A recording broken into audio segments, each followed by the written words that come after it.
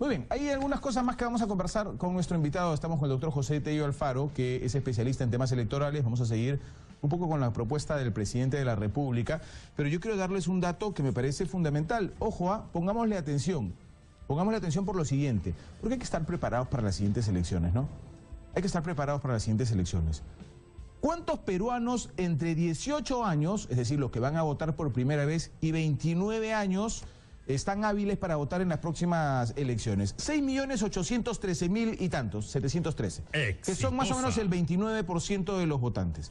Entre 30 y 39 años, 5.127.206, más o menos 21, 93, casi 22% de los votantes.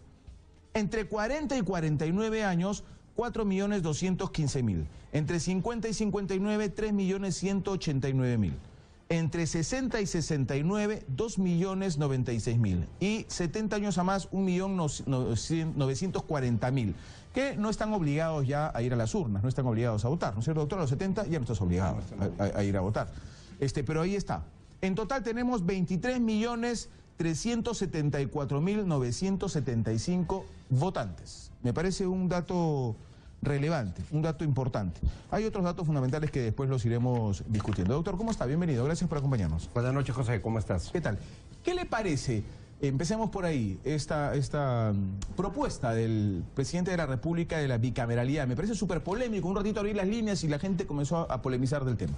Lo que pasa es que depende cómo se ve el tema de la bicameralidad. Hay que verlo de una manera técnica y bastante fría. ¿Necesitamos una bicameralidad? Sí. ¿Necesitamos una cámara revisora? Sí. ¿Necesitamos que esta Cámara se encargue de elegir a los altos funcionarios de Estado, miembros del Tribunal Constitucional, Defensoría del Pueblo? Sí. ¿Debería ser elegida en distrito uninominal? O sea, la lista votada en todo el Perú? Sí. Como cualquier Senado. A diferencia del plurinominal, que es cuando tenemos nosotros por circunscripciones. Representantes por regiones. Por regiones, efectivamente, ¿no? Eso es un tema que nosotros tenemos que verlo más que como un incremento del gasto, porque he escuchado una serie de opiniones respecto al incremento de gastos que no son tanto así. No, por ahí no va la figura, ¿no? Pero hay un detalle. O no debería ir en todo caso. No debería irse, ¿por qué? Porque incluso debemos incrementar el número de diputados, porque los congresistas pasarían a llamarse diputados y los senadores, bueno, esta Cámara revisora. La Cámara Alta, que le llaman algunos. Alta, como es llamada, efectivamente. Entonces, ¿qué ocurre? Los especialistas no deberían trabajar en una reingeniería del Parlamento. Por ejemplo, tener asesores por bancada y ya no por cada despacho. Olvidarnos de la idea, y discúlpame la terminología, del feudo, ¿no? Que tiene cada congresista con un despacho, claro, dos asesores, secretaria, asistente. Reducir eso y reducir los gastos para que el erario pueda cubrir una mayor cantidad de representantes de la patria y a su vez no un incremento mayor en el erario nacional, no, o sea, de gasto en el Parlamento. Ahora, las normas se aplican de acuerdo a la realidad del lugar donde estamos, ¿no es cierto? O sea, esta norma tendría que existir de acuerdo a la realidad del lugar donde vivimos, que es nuestro lindo Perú. Yo pregunto para todos aquellos como el doctor José Tello Alfaro que están de acuerdo con la bicameralidad, ¿de dónde lo sacamos? ¿Nosotros? Sí, los votantes. ¿De dónde sacamos a los diputados? Los diputados tenemos que elegirlos por cada uno de los distritos, como está configurado actualmente el sistema. ¿De dónde los sacamos? Distritos electorales. ¿De dónde los sacamos? ¿De un cajón?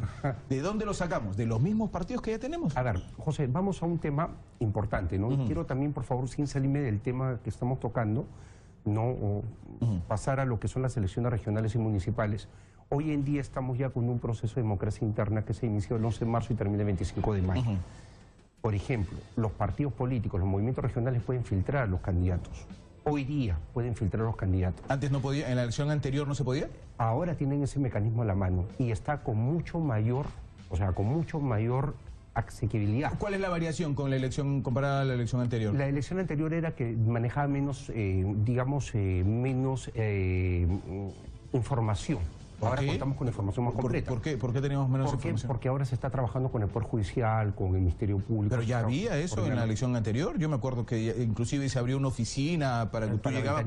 Exacto. Pero, por ejemplo, ahora se está viendo el tema del registro de condenas, porque recordemos que hay una ley en particular que impide que aquellos que han sido denunciados por, o mejor dicho, que han cumplido su condena por delito de corrupción, por terrorismo, narcotráfico, violación. Bueno, todo eso está mucho más, digamos, más a la mano y está bien implementado el tema de la ventanilla única.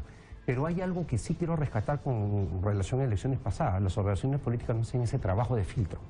Ya, pues por eso y alegan después de que simplemente fueron sorprendidos, cuando en realidad es el momento de hacer su trabajo. Por eso, ¿no? Cuando yo le hacía la pregunta, que no es sacada de un cajón, ¿no es cierto? Por eso le hacía la pregunta. En el contexto del país donde vivimos, con las agrupaciones políticas chichas que tenemos, ¿de dónde sacamos miembros para una Cámara Alta? ¿De dónde sacamos miembros? Doctor Tello Alfaro, cada vez nuestro Congreso es más degradable. O sea, cada vez es peor. Uno dice, peor que este no se puede. Y nos siempre lo decimos, ¿o no? Sí. Peor que este no se puede. Y después decimos, no, este sí fue peor. Pero ya, peor que este sí ya no se puede. Después te encuentras con uno peor. ¿Cómo hacemos los ciudadanos que queremos ir a unas urnas para encontrar candidatos que no sean los peores para los próximos ejercicios? ¿De dónde sacamos a la Cámara Alta? Que no sean los peores para los próximos ejercicios. ¿De dónde sacamos a la Cámara Alta? Ese es un tema que, por ejemplo, nos hace ver la crisis del sistema de partidos políticos que tenemos, ¿no? ¿Y no deberíamos primero buscar qué solucionar esa crisis antes de pensar en bicameralidad y esas Lo cosas? pongo de la siguiente manera, y es parte también de las propuestas que ha hecho el presidente Vizcarra, y es el hecho de agarrar y, por ejemplo, ir con la eliminación del voto preferencial en la medida en que se fortalezca la democracia interna de los partidos políticos. Pero se han perdido una oportunidad gigantesca de fortalecer la elección se interna. lo pierden porque hay un detalle. No quieren fiscalización del jurado de manera permanente, ni tampoco un trabajo más intenso por parte de OMPE y el mismo Reñeca. Y si esta no existe a la interna, ¿cómo eliminas el voto preferencial? Es que es lógico, el voto preferencial garantiza que el elector al final, esa distorsión que viene de una mala elección interna, lo corrigen las urnas. Por eso existe el voto preferencial. Exacto. Y la única manera ¿Y cómo lo eliminamos bajo estas circunstancias? La única manera en la cual puedes eliminar el voto preferencial es obviamente garantizando que haya una digamos, democracia interna en los partidos más eficiente y además también una vida partidaria. Porque lo que no hay en los partidos ni en movimientos regionales, que son una suerte de partidos locales, es una vida política en periodo no electoral.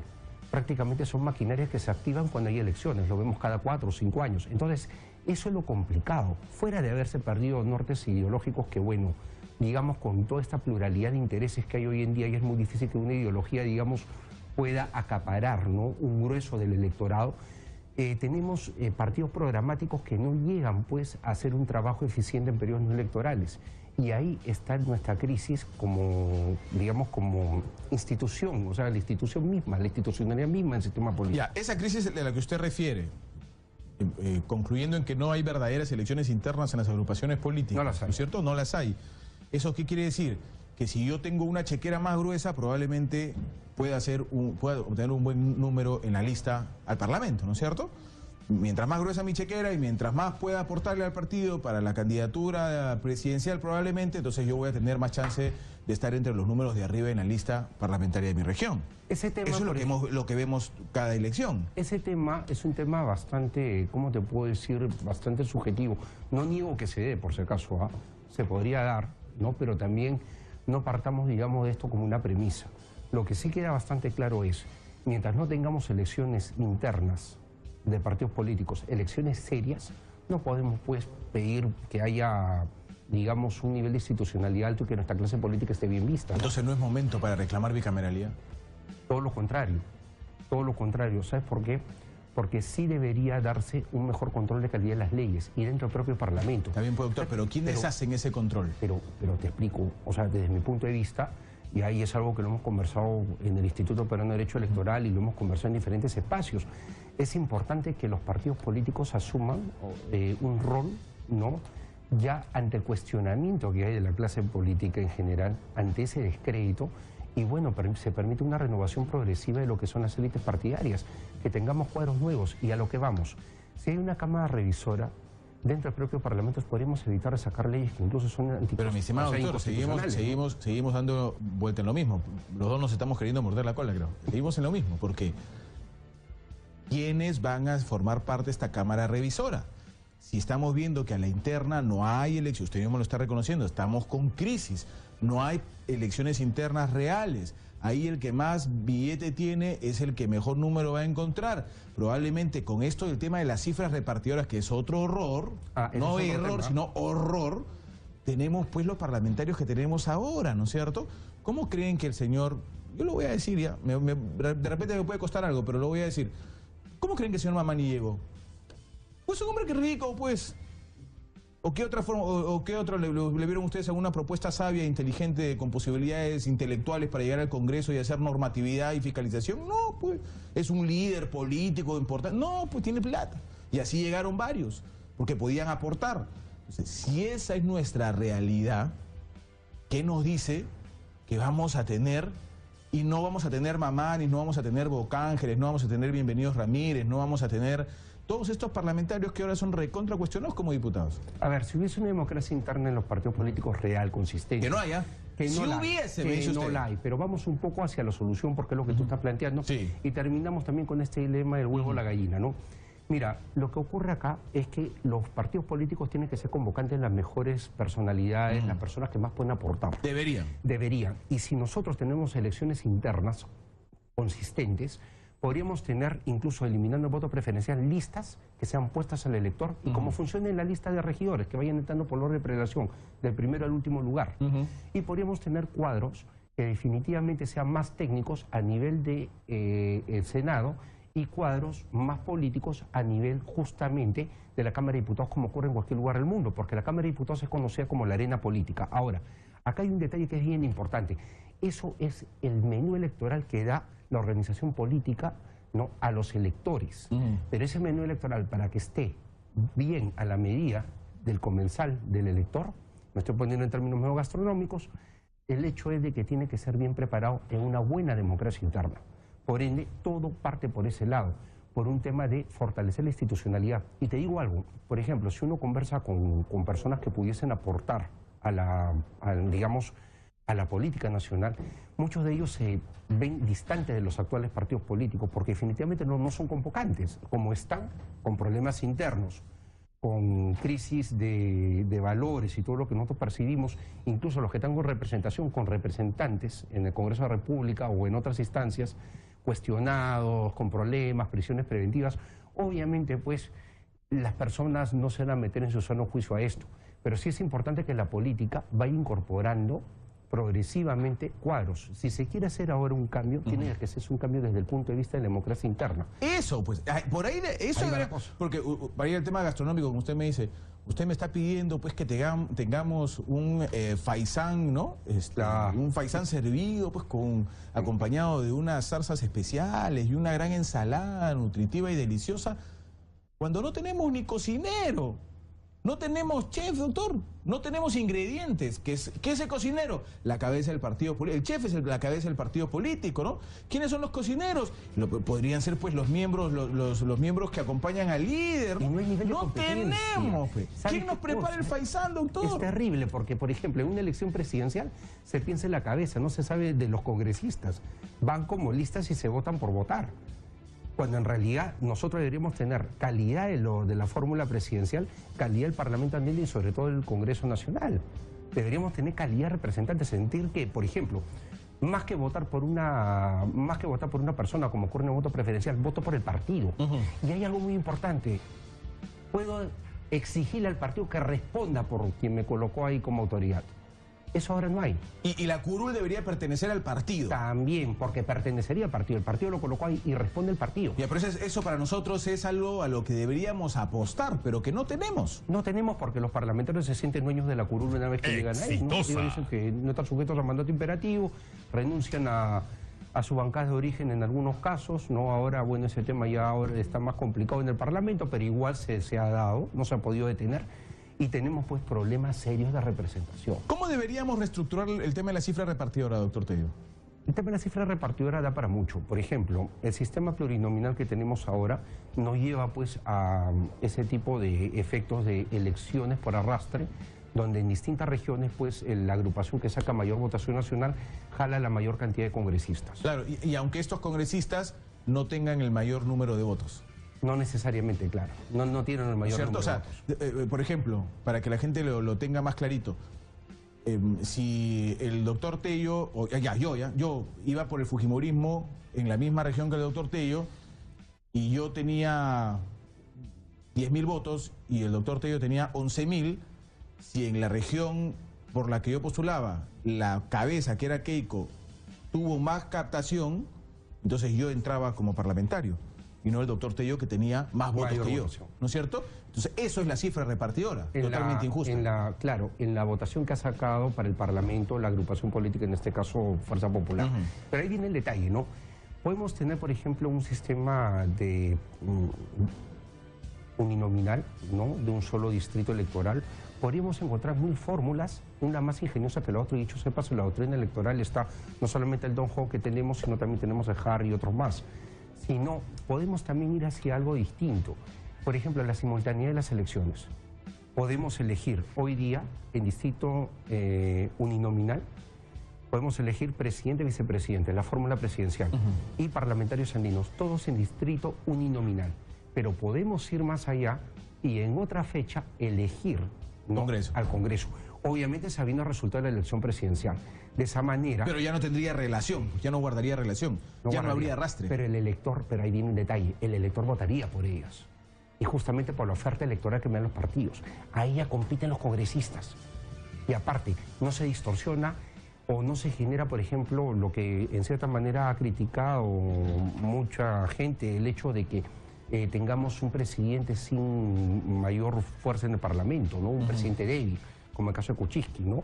Entonces, ese tipo de cosas se podría mejorar, ¿no? Se podría cambiar simplemente difiriendo la fecha de la elección. Pero obviamente, y vienen con la propuesta que ha hecho Martín Vizcarra, tienen que hacer cambios constitucionales y cambios legales importantes, ¿no?, para que eso se pueda dar. Claro. Ahora, estas modificaciones de las que todos comenzamos a debatir por la propuesta del señor presidente de la República, probablemente no lleguen a una próxima elección del 21, ¿no? Es probable. Te digo algo, va a ser muy difícil, por ejemplo, que temas como los que hemos hablado de democracia interna prosperen, porque no hay ese temperamento, no hay esa voluntad política. No hay interés. No hay interés. Eso, cuando escuchan a algunos parlamentarios salir que por la fortaleza de los partidos, eso es cuento. Doble discurso. Por ejemplo, la norma que querían sacar que imposibilitaba de que los partidos que no tuviesen 3 años de antigüedad postulen a... ¿Qué le parece eso, doctor? Una locura. Porque de acuerdo a la última, la penúltima modificación, claro, que se hizo en la norma con la ley 30.414, se permitía que un partido repose durante una elección y a la siguiente postule. Significa que si yo siento que tengo un y a la siguiente postule. Significa que si yo siento que tengo un partido con 2 o 3 años de antigüedad y no me siento todavía en capacidad de poder tener una buena lista electoral, simplemente me reservo el derecho de participar, conservo mi inscripción y en 5 años voy a hacer otra cosa, porque va a ser un trabajo partidario, un trabajo político. A ver, corríjame pero si... a lo que yo iba, el hecho de ponerle un corsé de 3 años obligatorio para postular, podríamos decir que candidaturas como la de Verónica Mendoza, Guzmán, bueno, básicamente Guzmán, sería como para evitar que se dé... Que postule, claro. Claro. Verónica Mendoza tampoco podría postular. No, bueno, claro, o sea, es... ahorita no tiene partido. No tiene partido y no va a seguir con ese proyecto, ¿no? Exacto. Ya, pero si esto se hubiera dado, por ejemplo, en las elecciones anteriores, PPK no hubiera podido postular, ¿no es cierto? La señora Keiko tampoco hubiera podido postular, porque ellos recién, acuérdense que Kenji ha hablado hasta de que él fue a juntar no sé cuántas firmas y trajo como 300.000 y no sé cuantito, ¿no? Claro, con Fuerza Formaron 2011, su nueva agrupación de Fuerza 2011, tampoco hubiera podido postular. Todos los días no hubieran podido postular, porque lo dijeron antes, a ver. Ahí sí no lo soltaron. Es que ese es el tema, lamentablemente, y lo peor, ¿sabes qué? De que nosotros los ciudadanos vemos de que hay legislación que responde a intereses directos de los partidos políticos. Está bien que los partidos obviamente pues velen por, digamos, por un sistema político mucho más sano. Barnechea no hubiera podido postular. Claro, pero ahí viene el detalle. No podemos llevar un tema de reforma electoral pues a cómo configuramos la regla de juego para la siguiente elección. Exacto. O sea, digamos, ¿qué me conviene? Derrotar legalmente a potenciales adversarios. Me parece que no está bien. Doctor José Tello Alfaro, ha sido un gusto tenerlo en el programa. Gracias por venir. Siempre es interesante debatir, sobre todo cuando no estamos de acuerdo. Muy amable. Señores, tengo que irme. Gracias por su preferencia. Nos vamos ya, ¿no? Nos vamos. Gracias por su preferencia, gracias por estar con nosotros. Si Dios quiere, regreso mañana a la misma hora, 8 de la noche en punto, para analizar lo que pasa en nuestro lindo